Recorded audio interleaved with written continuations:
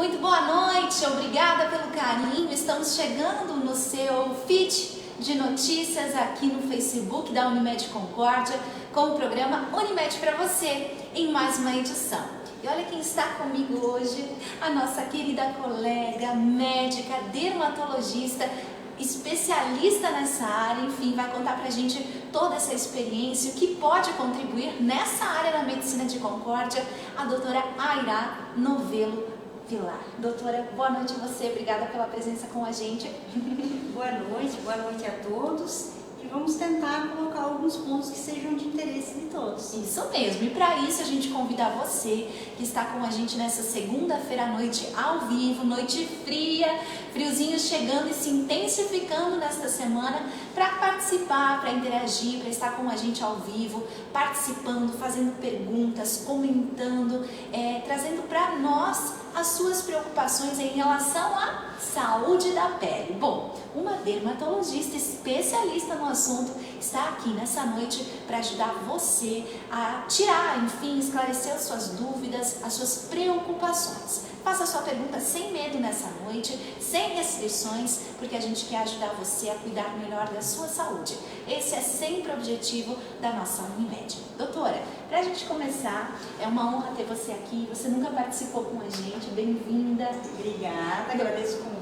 Isso aí. E é interessante quando a gente convida médicos novos, porque a gente gosta de conhecê-los mais. Quero começar fazendo uma pergunta tradicional, que é: você é concordiense? Eu sou concordiense, nasci aqui, estudei aqui a minha vida toda, inclusive no segundo grau, que é motivo de muito orgulho, e fui fazer medicina fora, fiz patologia na USP de São Paulo e depois dermatologia no Rio de Janeiro, e então retornei. Trabalhei alguns anos aqui na área de patologia, sempre com ênfase em dermatopatologia, e aí depois fazendo dermatologia eu retornei com uma especialidade também, que é a cirurgia dermatológica e a cirurgia micrográfica, que eu fiz após a especialização. E trouxe com isso, né, uma grande experiência e também é algo que vem se tornando referência na nossa região. Você me contava, né, doutora, sobre as pessoas de fora da nossa região virem para a nossa cidade, enfim, receberem indicações para serem atendidas aqui por conta dessa especialização, dessa sua referência na área. É um trabalho difícil, né, diferenciado, não é, doutora?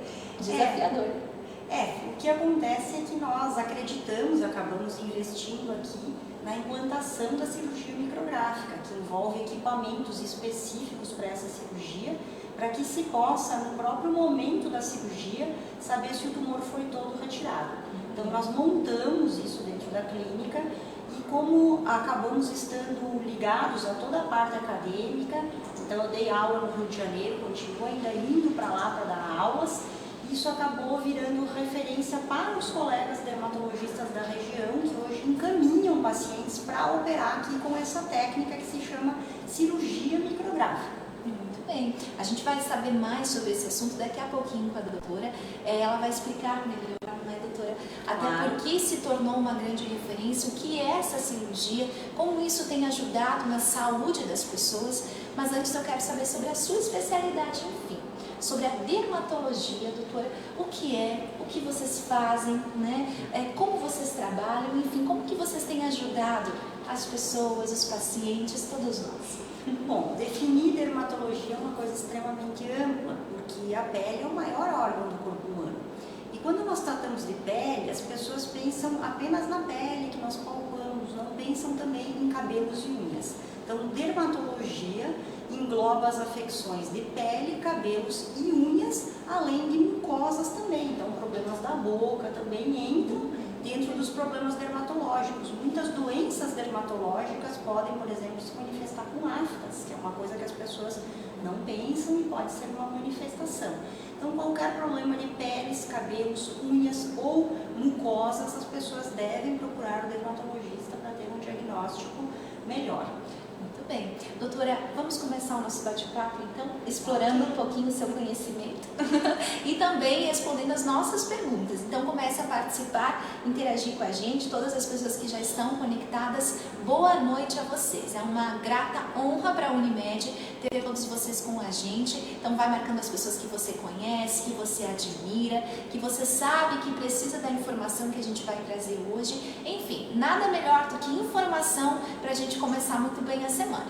E que semana, não é, doutora? Que frio! Que frio! E diz que vai ficar mais frio. A previsão indica que a gente vai sentir um frio. Não sei se é verdade, mas eu acredito muito na tecnologia de que nós vamos sentir um frio de que não se sente de forma tão rigorosa há mais de 3 décadas. Ah, é? Pois é, essa é a informação que a gente tem. Como fica a nossa pele Ressecada. no meio desse frio? Explique-nos, por favor. Bom, em primeiro lugar, quando está frio, a tendência é que tenha também vento e o próprio clima mais frio deixa a pele mais ressecada.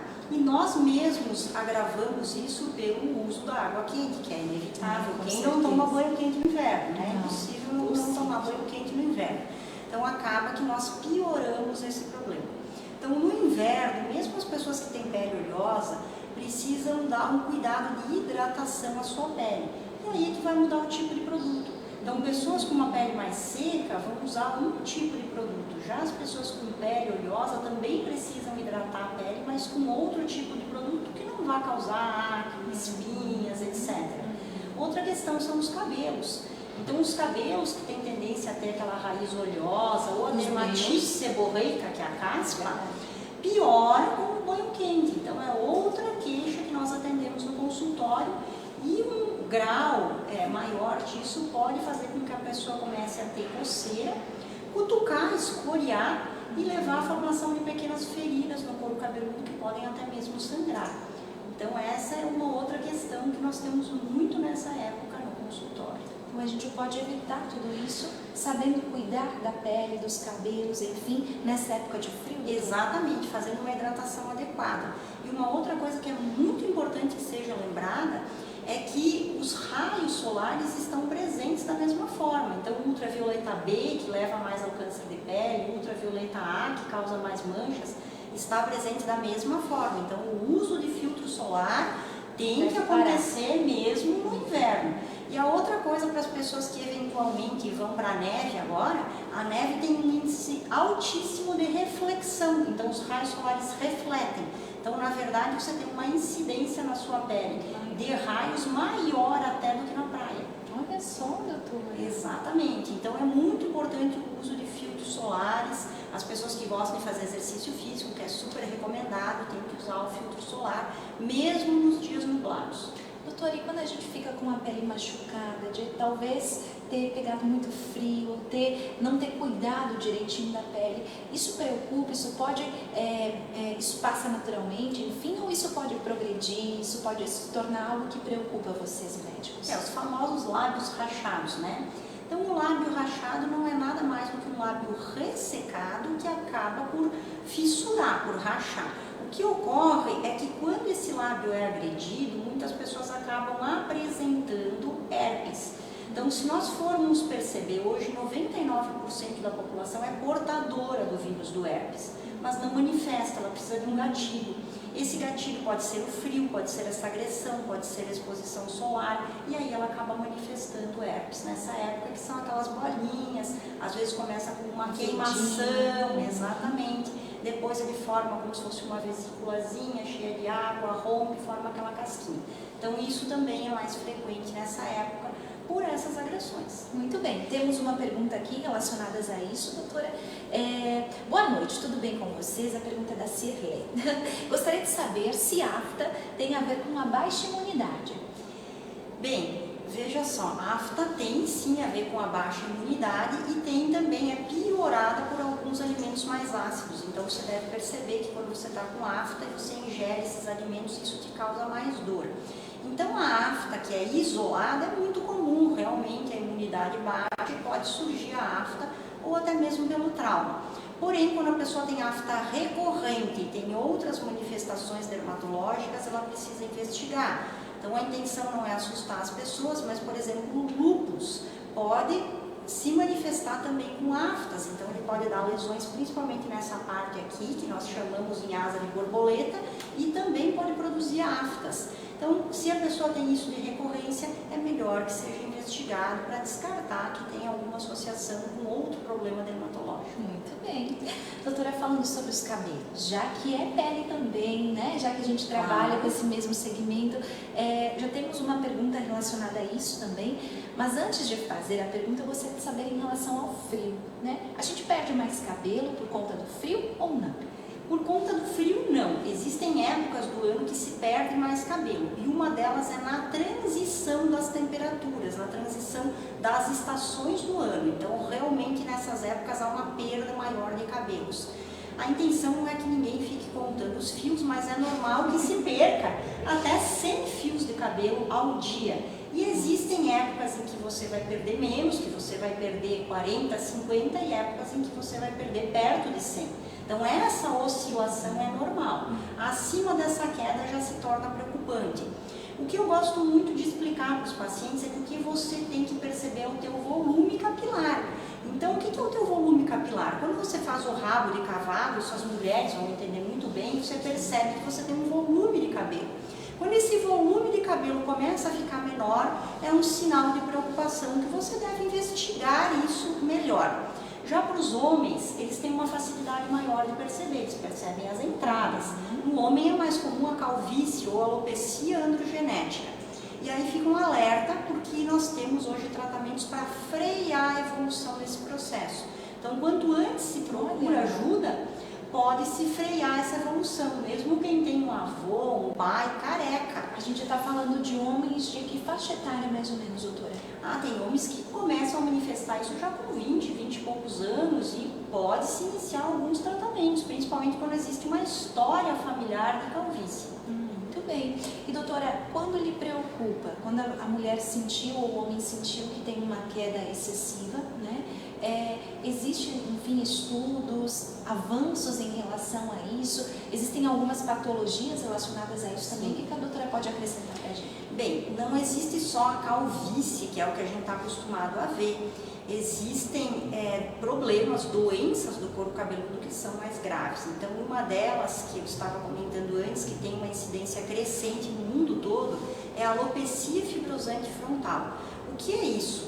A linha de implantação do cabelo começa a ir cada vez mais para trás, e isso evolui de forma cicatricial, se formam cicatrizes onde nasceriam os fios de cabelo, e isso muitas das vezes é de difícil reversão.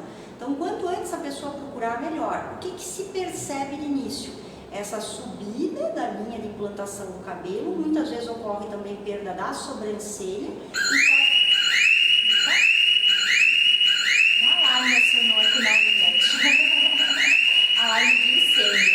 Espero que não seja nada, né? Vamos verificar. Acho que não. Acho que não, a gente tomou até um susto. Bom, mas nós temos essa indicação de que é preciso investigar, né, doutora? É preciso investigar. Essas cicatrizes, elas são visíveis no couro cabeludo? Não, são visíveis somente com o dedo macroscópico, a gente está 400 vezes. Então, o que a pessoa percebe é a subida da linha de implantação do cabelo. Muito bem, muito bem. Nós vamos, eu acho, fazer uma pausa, né, doutora? Claro, que pena, porque nós não conseguimos ouvir, mas isso é uma questão que acontece, né? Isso quer dizer que o sistema funciona, né? Pelo menos o sistema existiu, o sistema não seja nada, mas as meninas já estão investigando. Nós temos perguntas. Parou, que bom. Parou. Desculpa, pessoal, pedimos desculpas em relação a esse barulho. Com certeza vocês ouviram, mas foi um alarme que nos pegou desprevenidos também. Bom, vamos lá, doutora. Em questão de transplante capilar, é feito isso, doutora? Isso existe? Essa pergunta é da Ivadete Camargo, de Dorce. Sim, é feito o transplante capilar. O transplante capilar visa recuperar aqueles fios que a pessoa já perdeu e que por outros métodos, com remédio, com aplicações no local, nós não conseguimos recuperar. Então, em geral, se tenta outros tratamentos antes, mas há casos que não conseguimos essa recuperação. Então, o que se faz? Se descobriu que essa parte dos fios de trás, você pode observar pessoas carecas, eles continuam tendo essa faixinha atrás. É verdade. Então esse fio não cai. E se descobriu que quando esse fio é transplantado, ele é colocado para frente, ele não sabe que ele foi transplantado. Então a pessoa também não perde esse fio. Então o que se faz é retirar cirurgicamente o fio da parte de trás, transplantar ele para frente. Isso pode ser feito de duas formas, ou cortando uma faixinha de cabelo, ou então fio a fio. E esses fios são olhados no microscópio, isso é um processo microscópico, e o implante é feito um por um, para que não fique aquele aspecto que vocês já devem ter visto em cabelo de boneca, parece uma plantação de grama. Então, transplantes antigos, parecia assim um cabelinho de boneca. Era visível, né? Era perceptível que algo tinha acontecido. Exatamente, hoje não, hoje se faz isso fio a fio. Mas para que seja possível, nós utilizamos microscópios durante toda a cirurgia. Muito bem, resposta dada. Doutora, em relação então à questão de frio ainda, né? Não conseguimos ainda sair desse assunto, mas a gente realmente sabia que era um assunto que nos traria bastante engajamento e a gente fica feliz com isso. A pergunta da Mirna Holtfer. Boa noite. Gostaria de saber, tenho muita coceira nas minhas costas. O que pode ser isso, doutora? Bom, primeiro que assim, a própria pele ressecada coça. Então é muito frequente que os pacientes cheguem no consultório com essa queixa de coceira e quando nós vamos examinar, a pele está seca. Só hidratando a pele já melhora muito. Então essa é a primeira coisa. A segunda coisa é que pacientes que têm alguns problemas, como diabetes, hipotireoidismo, têm maior chance de ter coceira associada à doença, ao problema que tem de base. Então também muitas vezes precisa tratar isso. Se isso tem uma descompensação, problemas hormonais também podem levar a isso. Existe uma doença também que se chama amiloidose, que além de coçar, a pele fica mais escura e o local frequente é essa parte do meio das costas. Então o tratamento também é diferente, às vezes é necessário inclusive realizar uma biópsia para ter certeza. Então é necessário avaliar o motivo dessa coceira. A coceira é só um sintoma. É preciso avaliar por que a coceira está acontecendo. E existe também a coceira relacionada à ansiedade. Alguns pacientes ansiosos manifestam o quadro com coceira. E aí existem técnicas que se pode fazer tanto com a ajuda de medicamentos, que a gente sempre pede a colaboração do colega psiquiatra nesses casos, então se trata em conjunto.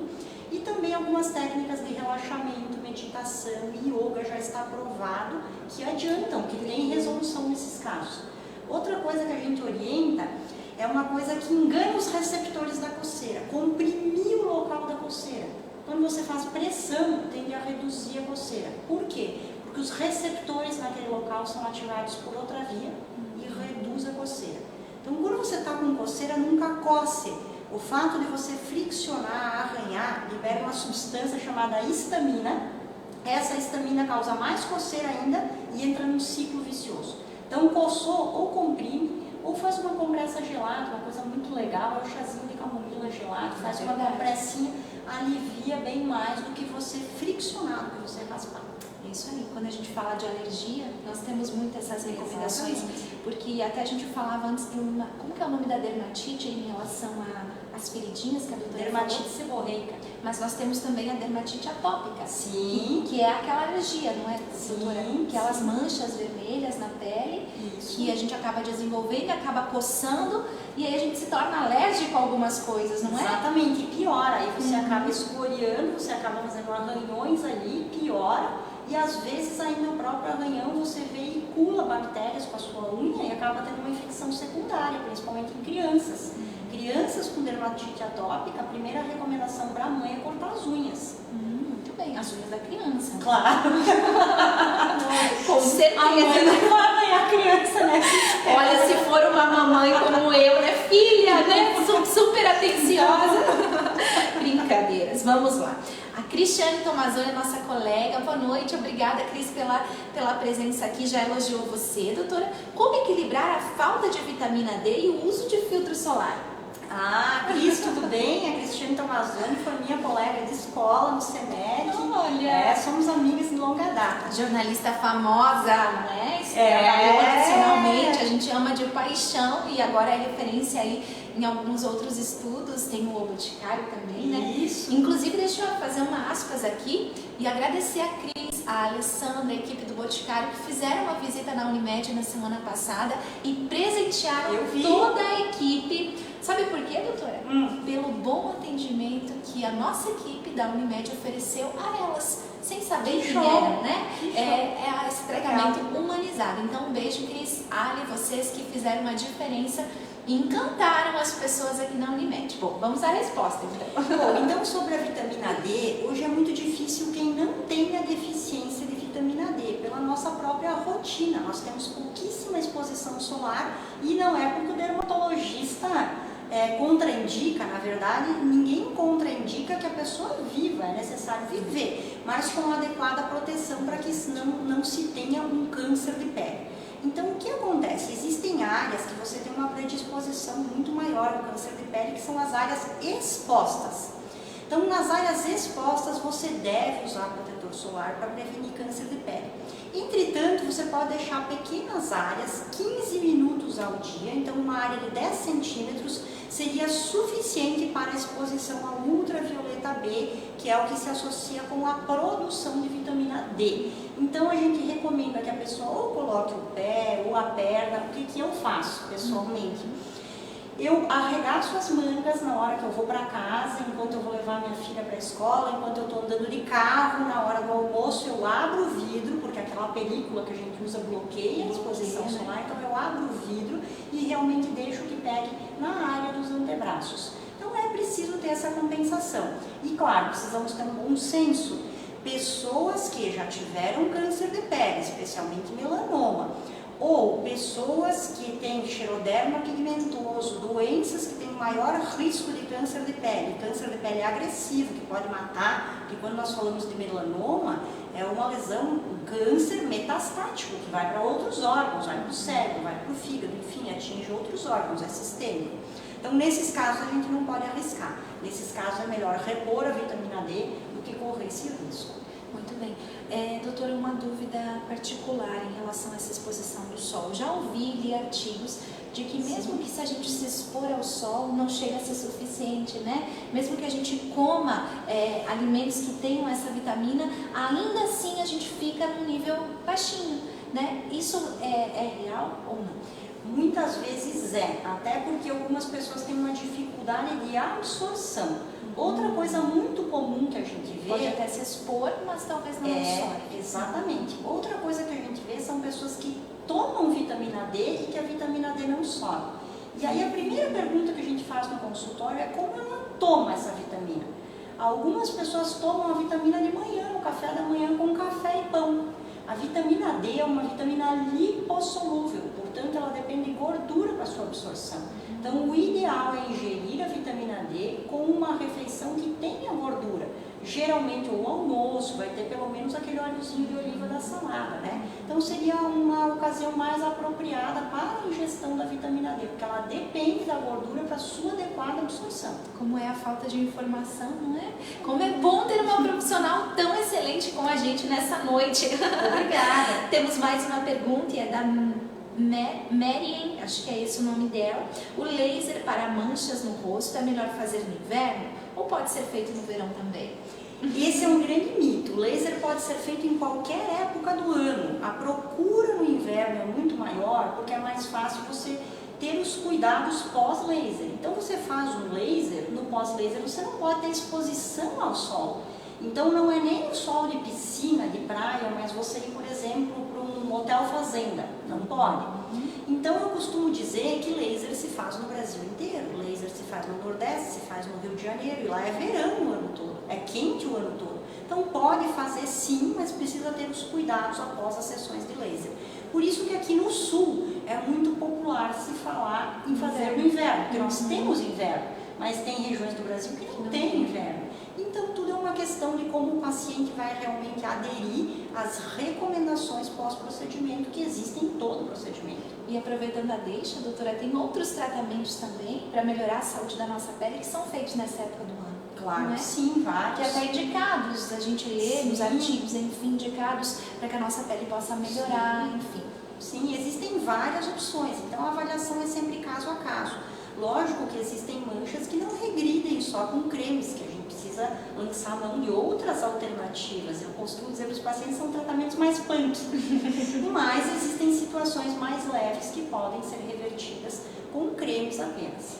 Envelhecimento da pele, doutora. Eu já ouvi falar, não é? Ou já li, não me lembro a fonte dessa informação agora, mas que a nossa pele tem um tempo de vida, né? De ser super saudável ou não. Mas chega num determinado momento da nossa vida que começa a refletir os sinais. Claro. É real, não é? Nossa pele também envelhece, não é? Sim, como tudo. Bom, o nosso organismo é natural do ser humano envelhecer. Aliás, é um privilégio envelhecer. Que bom, não é? Né? Isso traz experiência ao ser humano. Então, o que acontece é que a pele também envelhece. A pele tem um envelhecimento intrínseco, ou seja, da própria genética daquilo que nasceu contigo, e um envelhecimento extrínseco, que está vinculado à tua alimentação, à exposição solar, ao meio ambiente, às condições em que você vive. Então existem desenhos clássicos mostrando duas gêmeas que foram separadas na infância. Uma viveu num local frio e a outra na Colômbia. E quando você vê as fotos das duas gêmeas, obviamente com a mesma idade, é incrível a diferença de rugas, a diferença de qualidade de pele entre as duas. Por quê? Esse é um envelhecimento extrínseco.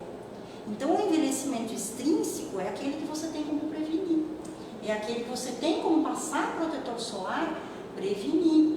É aquele que a comida que você ingere vai produzir menos radicais livres, os radicais glicosilados. Então, tudo que a gente ingere, por exemplo, de açúcar, produz radicais que são altamente danosos. Não só açúcar, mas a gente sabe muito bem quais são os alimentos que fazem mal. Isso tem um vínculo direto. Beber água, a hidratação, deve começar por beber líquidos adequadamente. Então, tudo isso está vinculado à saúde da sua pele, bem como todos os outros órgãos. O hipotireoidismo causa alterações na pele, várias outras, a própria diabetes, que a gente já comentou, né? Então, vários outros problemas sistêmicos se refletem na pele. Muito bem, muito claro. Vocês estão gostando da doutora Gra hoje com a gente?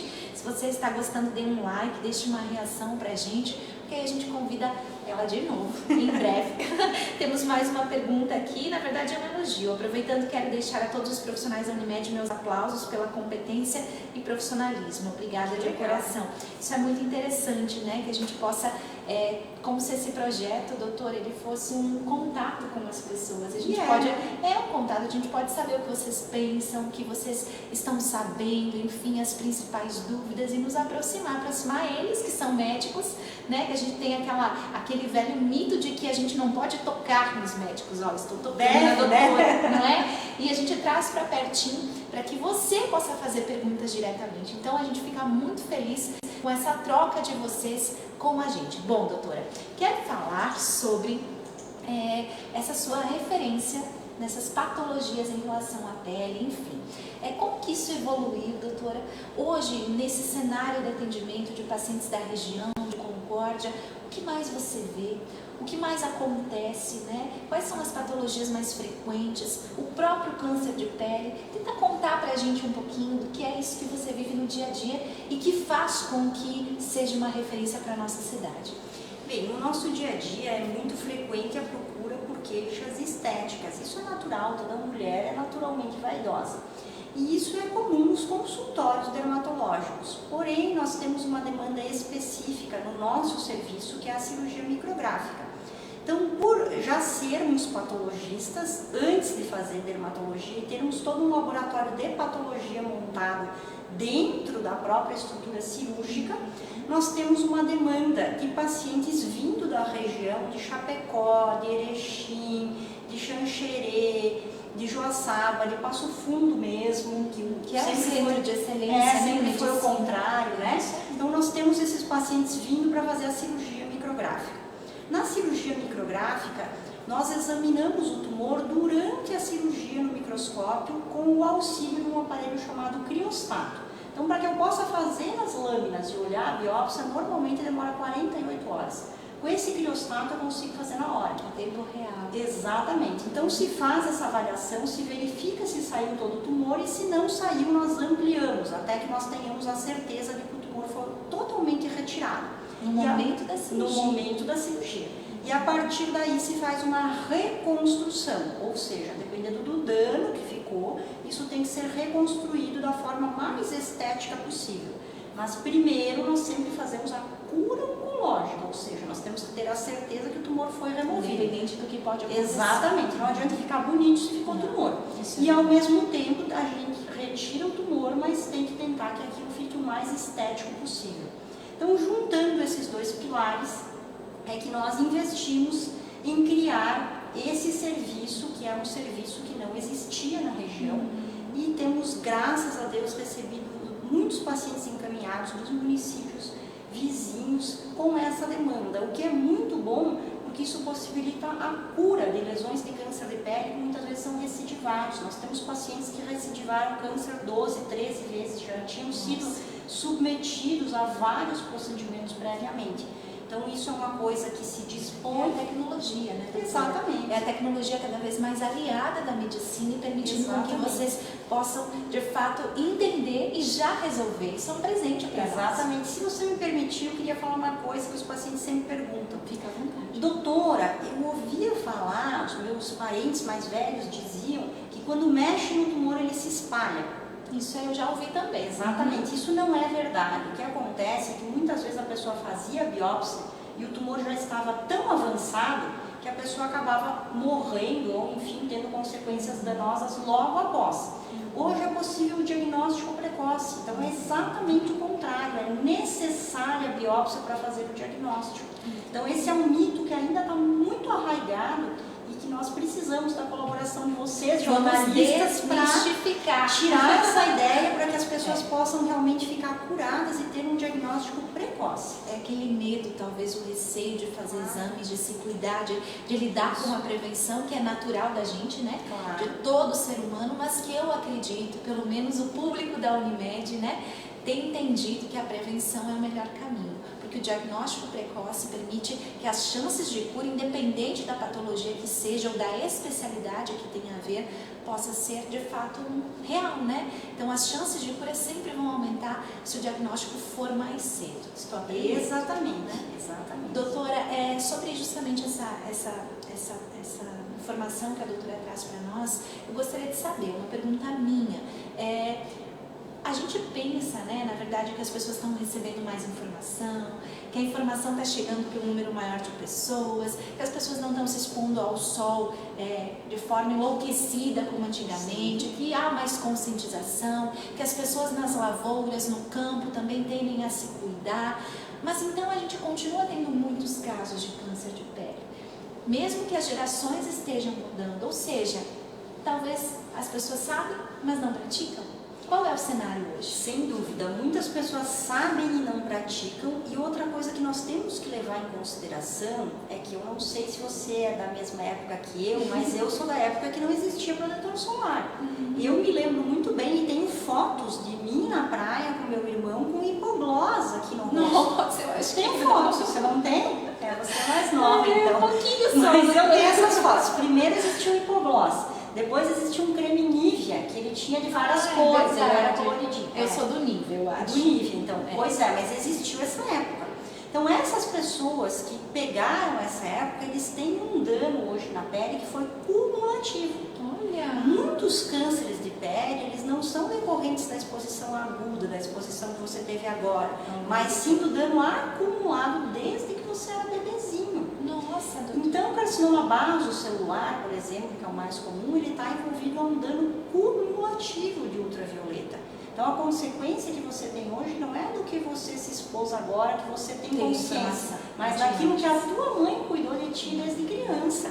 Por isso que as mães, fica a dica, comecem a usar protetor solar com seus filhos. Então, as crianças, existem protetores solares kids para usar, dos 6 meses aos 2 anos, e depois já existem protetores solares específicos e devem ser utilizados. Até os 6 meses não, porque a criança nem deve pegar sol, né? Só aquele solzinho de leve, né? Poucos minutinhos. doutora, você pode ficar com a gente mais tempo, mais tempo, Posso? mais tempo. Eu tô adorando essa entrevista, não é esse conhecimento da doutora Airá. Gostei muito, gostei bastante. Só quero lhe agradecer pela disponibilidade em primeiro lugar, por ser tão aberta a nos informar, nos trazer conhecimento. A gente não é especialista na área, né? Nem um pouquinho. A gente tem muitas dúvidas, a população mesmo faz perguntas que a gente até tem respostas se buscarmos na internet, mas como é bom ouvir respostas de profissionais de verdade, né? Que a gente pode tocar, que a gente pode ver. Então, obrigada, doutora Airá. Foi um presente ter você conosco nessa noite. Eu é que agradeço, é um prazer. E assim, o objetivo de todo médico, eu acho que é melhorar a vida das pessoas.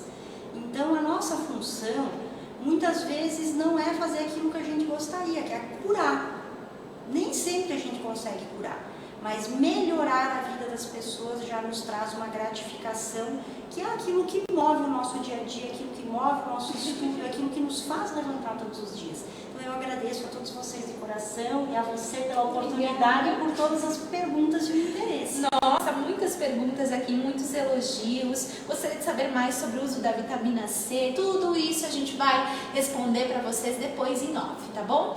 Doutora, obrigada então. Obrigada. Obrigada a você que esteve conosco pela Unimed. Aproveitando aqui que estamos ao vivo para a gente encerrar, existe uma informação falsa circulando na rede social que eu acabei de saber agora antes de chegar aqui no programa, de que a Unimed em Concórdia estaria ofertando o curso de gestantes nesses dias ou nesta semana. Essa informação é um fake news, porque a Unimed oferece o Unibaby, que é o programa de gestantes e pais, 2 vezes ao ano. A primeira edição foi realizada agora há pouco mais de 40 dias e a próxima edição será no finalzinho de 2019. Então as mulheres que vieram para cá querendo saber mais hoje, agora à noite, desculpa, mas não é uma informação oficial, não é uma informação da nossa Unimed. Todas as informações que são oficiais, a gente fica feliz pela procura e pela credibilidade, são divulgadas aqui nas nossas páginas oficiais, no Face da Unimed, no Instagram ou no site unimed.coop.br/Santa Catarina, tá bom? Mas qualquer dúvida você pode ligar 3441-1700 e falar com a nossa equipe de atendimento todos os dias, que dará maiores informações sobre os cursos, sobre as realizações da nossa Unimed aqui na cidade de Concórdia e também na cidade de Ceará. Só aproveitando a deixa, e novamente eu peço desculpas sobre o barulho de antes, não é, doutora? Acho que a gente vai ter que tirar esse programa do ar depois, cortar, editá-lo e recolocar. Posso dizer o que é? Isso é uma pegadinha para ver se o médico sabe fazer os primeiros socorros. Já pensou, doutora? Ainda bem que não era nada, né? Foi só um susto, mas a gente realmente se assustou, não é? E a gente tentou continuar aqui, mas depois a gente edita e recoloca o programa super tranquilo, 100% certinho para vocês. Boa noite, pessoal. Boa semana. Doutora Airá, obrigada. Voltamos a nos encontrar na próxima semana, que vamos falar aqui sobre oftalmologia, saúde dos olhos e as doenças mais comuns como glaucoma, catarata. Enfim, estaremos na Semana Mundial da Visão e você não pode ficar de fora desse assunto que é destaque no Unimed para você. Até semana que vem.